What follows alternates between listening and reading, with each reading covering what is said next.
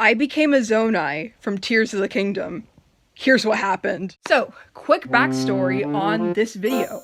Watching a friend play Tears of the Kingdom, oohing and awing at the character designs, seeing Roru and thinking, wow, whatever creature that is freaking sick. And then that little impulsive part of me that I wish I could shut down sometimes says, hey, you know what'd be really cool? Is like, you could totally make another character for your channel, but like one of these guys. And I told that part of my brain, no, shut up. You've still got all these Metal Gear OCs that you're trying to make and introduce and, you know, make costumes for. But the intrusive thoughts won, and here we are. So with everything I've got available to me, because I'm trying to save up for all the cool conventions I'm gonna do this year, we are going to make a brand new character that, I don't know, depending on how it goes, she may or may not be, like, super important later on. I don't know. Let's go. So as of now, because the game is new, we've only really got 2 references to work from of what the Zonai are supposed to look like. They're gray, have white hair, long ears, and really cool jewelry. I think we can manage that. I hope. So the biggest question you probably have is, well, how are you gonna do the ears? And I wondered that too, until I remembered, hey, I bought some wolf ears from Spirit Halloween on a discount shopping binge. I wonder if they look cool and long like the ones the Zonai have in the game.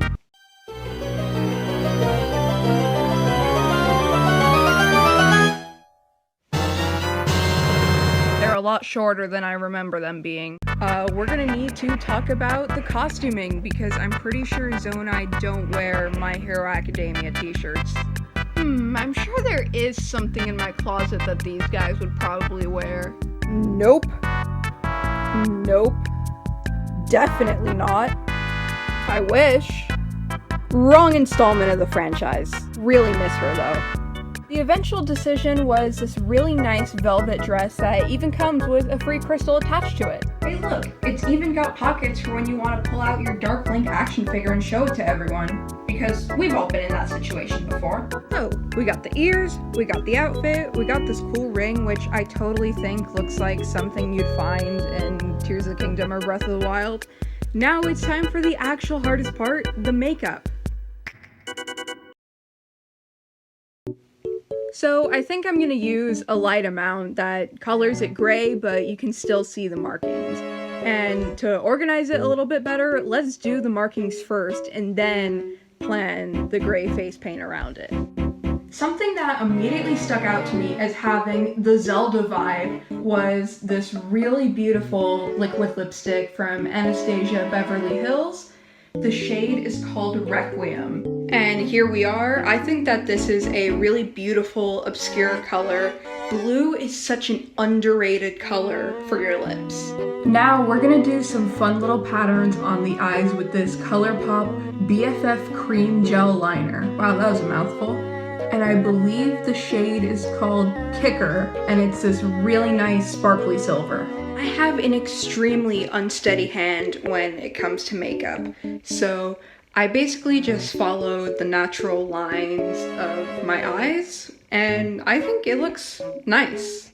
Now we're gonna have some more super specific dark teal fun with some lines we're gonna do right here. This is Urban Decay 24/7 Glide On Eye Pencil. The color is called LSD. Now we've got our other blue markings. I do a lot of my makeup unevenly, so it took a few tries to come up with a pattern that actually looks cool, and even though it's uneven, I like this. I want to go for sort of like a tears sort of motif, like as in Tears of the Kingdom, and I like it. To make it stand out that much more, I decided to apply the same product to my eyebrows. And here comes the actual hard part, which is the gray face paint. We're trying to, you know, make it look like a gray color, but also make sure all this cool stuff I did here is visible. It is far from perfect. There are a lot of patches, but, you know, this is my first time doing something like this. Everything I wanted to be visible is still very visible. The gray doesn't really distract from it. So I think for now, you know, this is fine. If this were for a convention or a Halloween party, I would take a lot more time and detail into it, but this is YouTube, my dudes. I'm just here trying to, catch the wave of the current Zelda popularity right now to earn a quick view. So, we're all dressed up, with nowhere to go. Where do we go from here? I don't know. And we need to turn this look into an actual character. And I guess we'll start with a name, because I don't really think you can have a character with no name, except for, like those NPCs that you talk to once. So we have Roru, who is named after a previous character in the franchise. Cool.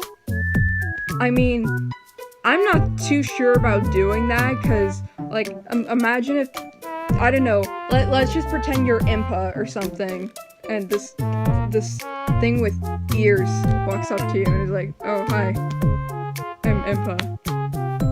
And I mean, what do you do? Where does that conversation go from there? I mean, most of the names from Zelda games are some sort of jumbles of letters that accidentally sound really cool. But I guess we'll take the easy way out, and instead of naming as a character from the franchise, I guess we'll go with a location from the previous franchise. Oh, cool name. Where'd you get it? Just some civilization that died out 100 years ago. So after scrolling through Zelda Wiki and reliving traumatic memories of when I first started having a Legend of Zelda phase, I finally found a location name that I think could work as a people's name and is also not currently a person.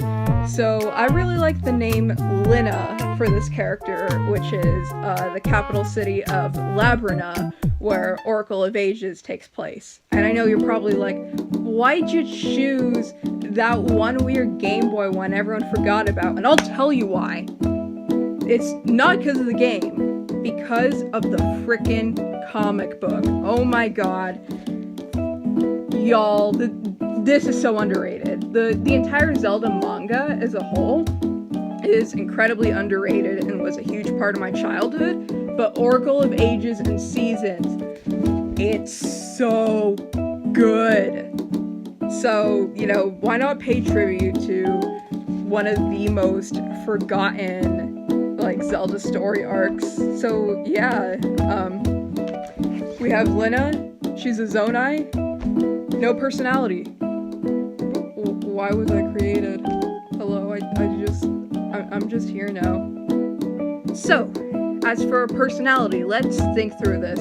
So, a vast majority of the characters I have made for anything really, but specifically the ones that appear on this channel, are the love interest of some existing character from some video game.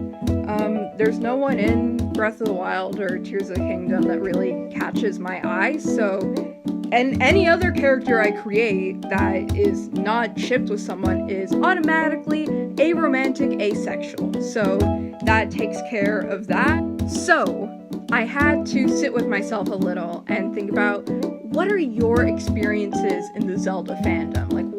What do I remember the most besides, finding out I was fictosexual? Well, one of the big things is Hyrule Warriors. Amazing, such an underrated game. That game, made my late childhood, man. I could go on and on about how good it was and how Zelda fans just constantly trash it. But we've got Hyrule Warriors, first of all. So, we could be some really awesome warrior with a powerful moveset and some sort of really cool weapon.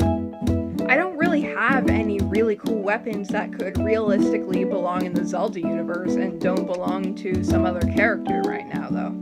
I mean, I stole Riku's Keyblade from Kingdom Hearts, but you know how Disney is with their trademark stuff. Besides discovering that part of me, Hyrule Warriors, and these books, what's the next main thing? As soon as someone says Zelda, this is usually what pops into my mind. That's right, baby. Conspiracy theories. One of the biggest experiences I have thinking of Zelda is just going down these rabbit holes of baseless conspiracy theories. And you don't even have to be searching for them to get sucked into that rabbit hole. Like, for example, when I was a kid, I was, and still am, a big shipper of Girafai, which is Girahim and Fi from Skyward Sword. I saw a lot of fan art and thought they were a really cute couple together. So, I'm just looking through some cute Girafai fan art, saving it to my phone, and then, suddenly it pops up, are Girahim and Fi secretly in Breath of the Wild? And before you know it, you're at an article detailing why Hyrule is flat. I had huge crushes on a bunch of the male villains as a kid. I search up cute fan art of them to save to my phone. End up reading some 10-page essay on like time travel or something, and how they lost, but they actually won. But by doing that, they lost, allowing Link to win. But everyone lost.